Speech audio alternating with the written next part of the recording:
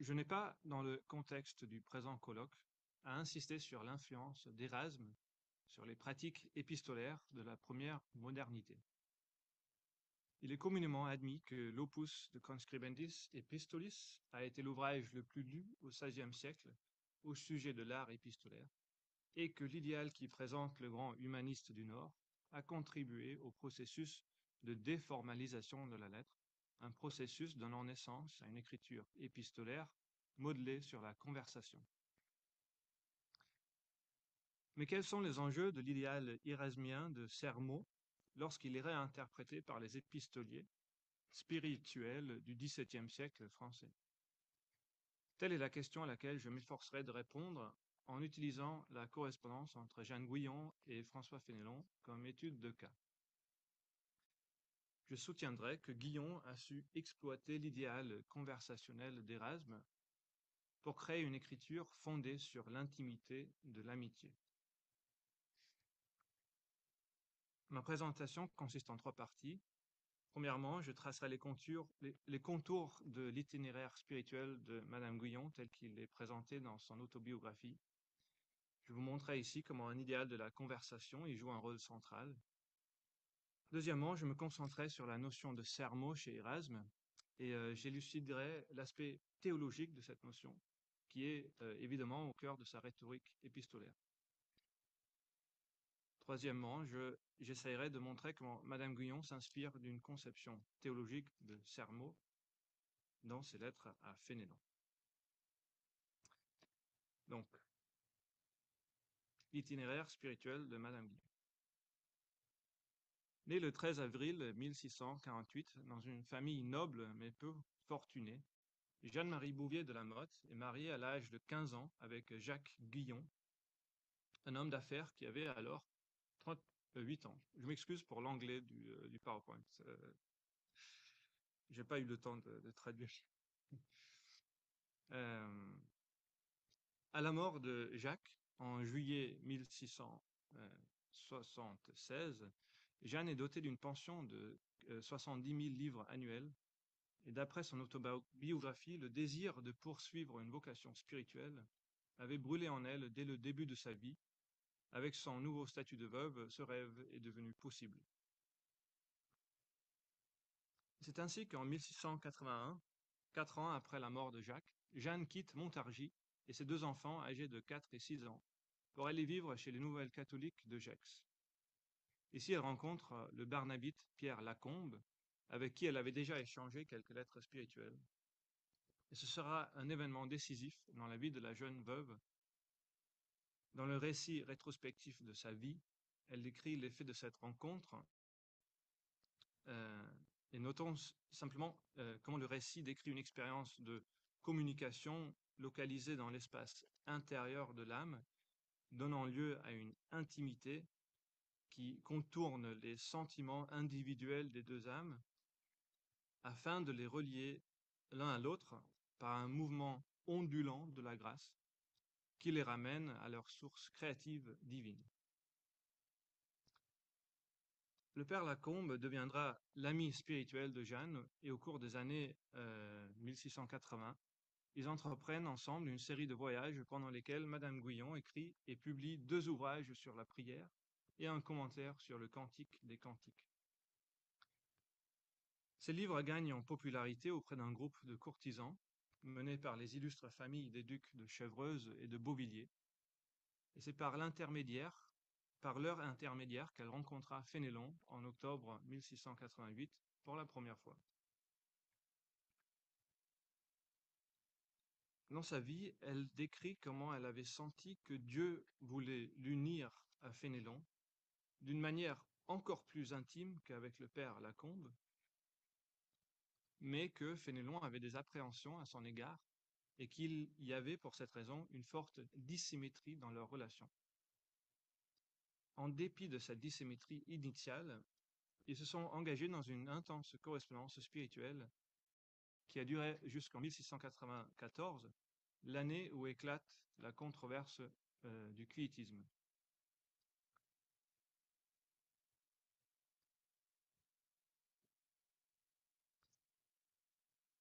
Après des années de polémiques au cours desquelles Fénélon défend son ami spirituel, l'affaire est définitivement réglée en 1699 lorsque des propositions avancées par Fénélon dans son explication des maximes des saints sur la vie intérieure sont condamnées par le pape Innocent XII sous la forte pression de Louis XIV. Bien qu'elle n'ait jamais été officiellement condamnée, Guyon a été incarcérée pendant 7 ans. Et après sa libération, elle se retire à Blois, chez son fils, d'où elle reste extrêmement active. Elle correspond ainsi avec des disciples étrangers et elle publie de nombreux écrits, entre autres un commentaire de la Bible en 20 tomes. En 1717, vers la fin de sa vie, une partie de la correspondance avec Fénélon est publiée par le huguenot Pierre Poiret. Donc, avant de passer à une lecture attentive de la correspondance entre Madame Guyon et Fénélon, je voudrais m'attarder un instant au concept érasmien de sermo, car je pense que nous trouvons ici une interaction importante entre la rhétorique épistolaire et la théologie, ou les pratiques dévotionnelles plutôt, qui nous permet d'élucider l'écriture de Madame Guyon. Je me penche donc vers la traduction d'Érasme de l'ouverture de l'Évangile selon Jean, où il diffère de la Vulgate en traduisant le logos grec par sermo plutôt que verbum. Ce choix était controversé et Érasme a dû le défendre dans son Apologia de in principio erat sermo. C'est ici que Érasme explique que verbum ne signifie pas un discours entier, mais simplement un énoncé particulier, c'est-à-dire le son produit par la mise en mouvement de l'air par la voix. Sermo, au contraire, signifie un dialogue, une conversation, et en tant que tel, le mot indique l'aspect relationnel et contextuel de toute situation communicative. J'ai pensé que cette schématisation était peut-être appropriée comme illustration, mais comme elle est tirée d'une étude linguistique que je n'ai pas lue, je n'y m'attarderai pas. L'idée de base est que les mots n'ont de sens que quand ils sont mis en contexte. C'est-à-dire que pour avoir l'effet désiré, la fonctionnalité d'un énoncé dépend de ce que tous les participants d'une conversation présupposent le même référent. Donc Érasme fait référence à la théologie de saint Augustin pour enfoncer le clou. Notamment, il fait référence au dogme de la consubstantialité, un terme technique qui a été inventé par les pères de l'Église pour souligner l'identité en substance entre les trois personnes de la Trinité, donc Dieu le Père, Dieu le Fils et Dieu le Saint-Esprit. Suivant ce dogme, l'unité de substance consiste en ce que les identités des trois personnes sont définies par leur relation d'amour les uns avec les autres. La tradition parle de cette dynamique relationnelle par voie du métaphore de la danse. Le métaphore de la danse. Les relations d'amour créent un mouvement incessant d'amour par lequel le Père engendre le Fils dans l'Esprit. L'idée est d'expliquer comment la substance des trois personnes est la même chose que ce discours génératif issu du Père lorsqu'il engendre son Fils dans l'Esprit. Pour Érasme, sermo est donc une traduction plus appropriée du logos éternel que verbum, parce que le mot englobe davantage le mystère de l'unité en substance des personnes de la Trinité. Notons comme un dernier point qu'Érasme distingue entre sermo divin et humain. Chez l'homme, la proclamation du sermo divin est une chose corporelle et on ne peut pas y attribuer la même significance qu'au sein de la Trinité.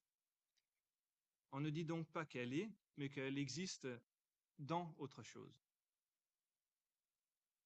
Oui, il y aurait sermo non est sed in est, donc elle existe dans quelque chose d'autre. Cela ne rend pas pour autant futile notre rapprochement de l'écriture épistolaire avec la théologie. Bien au contraire, cette distinction ouvre sur des réflexions fascinantes de la manière dont l'énoncé mystique fonctionne d'un point de vue sémiotique. Si vous me permettez une brève réflexion sur ce sujet infiniment complexe, je prendrai comme exemple un énoncé épistolaire dénotant une expérience d'union entre les deux participants d'une correspondance. Quelle est la fonction d'un tel énoncé? Premièrement, il est clair que pour avoir l'effet désiré, le destinataire de la lettre doit avoir l'esprit ouvert à une telle union. Deuxièmement, deuxièmement, il doit avoir une idée préconçue de ce que cette union signifie. Il semble donc y avoir un paradoxe, car l'énoncé précède son référent, et cependant il le suit, car l'union en substance divin est la fondation de l'énoncé, puisque au commencement, le sermon était en Dieu, et le sermon était Dieu. Donc, autrement dit, l'énoncé mystique est fondé sur sa propre impossibilité, puisqu'il cherche à réaliser une vérité déjà existante. En concevant de sermon dans ce cadre distinctement trinitaire, Erasme attribue un grand pouvoir au langage humain, à savoir la capacité de prendre part au commerce éternel de la Trinité. Et je vais maintenant essayer de montrer comment l'écriture épistolaire de Madame Guyon puise dans des réflexions similaires, ou du moins dans cette tradition, pour créer un espace conversationnel intime avec Fénélon, dans lequel le sermon divin est censé devenir manifeste.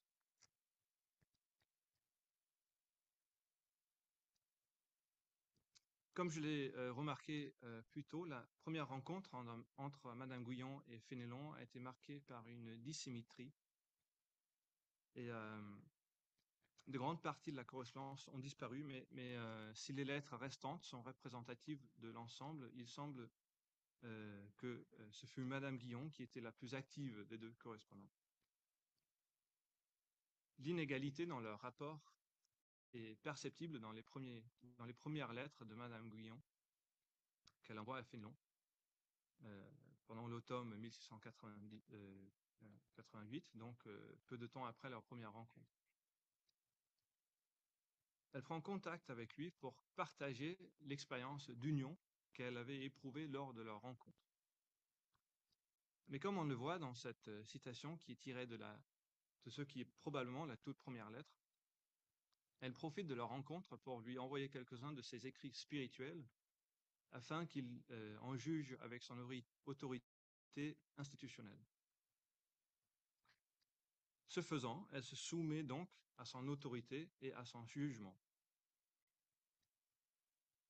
Cependant, les références bibliques implicites dans la deuxième partie de la lettre dressent un portrait christologique de Madame Guyon.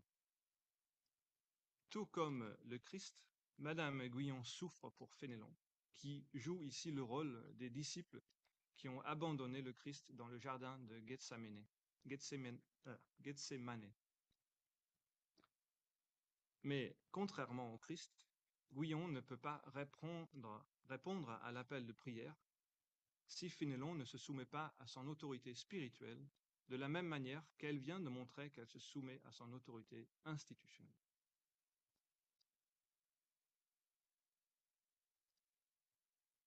Madame Guyon établit ici les conditions de leur correspondance. Elle crée une dynamique de l'altérité qui est fondée sur une éthique de l'humilité. Paradoxalement, l'autorité de l'individu ne repose que sur sa capacité à accomplir un acte de soumission à l'autre. Fénélon a mis du temps à répondre aux premières lettres de Madame Guyon. Il ne répondra que en décembre de la même année. Mais une fois qu'il a répondu, les deux se sont engagés dans une correspondance qui cherche à actualiser cet idéal de soumission réciproque. La soumission de Fénélon trouve un point culminant pendant l'hiver 1689, où il suit le conseil de Madame Guyon de cesser d'utiliser le bréviaire romain dans sa pratique quotidienne. Une fois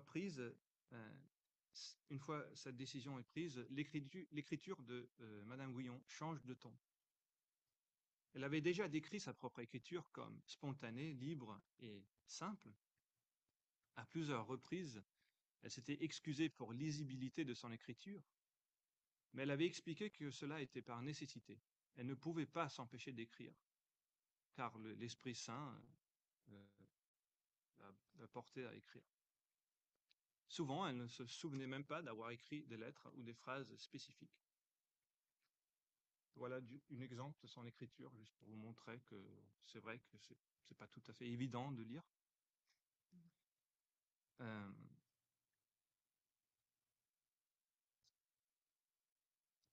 Pourtant, après que Fénélon ait montré assez de confiance en l'autorité spirituelle de Madame Guyon pour arrêter d'utiliser le bréviaire dans sa pratique dévotionnelle quotidienne, l'intimité de l'écriture de Madame Guyon atteint un point culminant. L'idéal de soumission à l'autre crée une dynamique dans l'écriture qui se fait l'écho du mouvement de sermons au sein de la Trinité. Dans une lettre vraisemblablement rédigée en juin 1690, la mystique décrit comment elle s'est réveillée pour découvrir qu'elle possédait soudainement Fénélon au plus intime de son âme. Elle poursuit en renversant l'agentivité de cette relation, en disant que c'était en fait Fénélon et Dieu qui la possédaient, elle. Puis, elle finit par renverser l'agentivité encore une fois, en écrivant que c'était en fait son âme à elle qui possédait Fénélon et Dieu.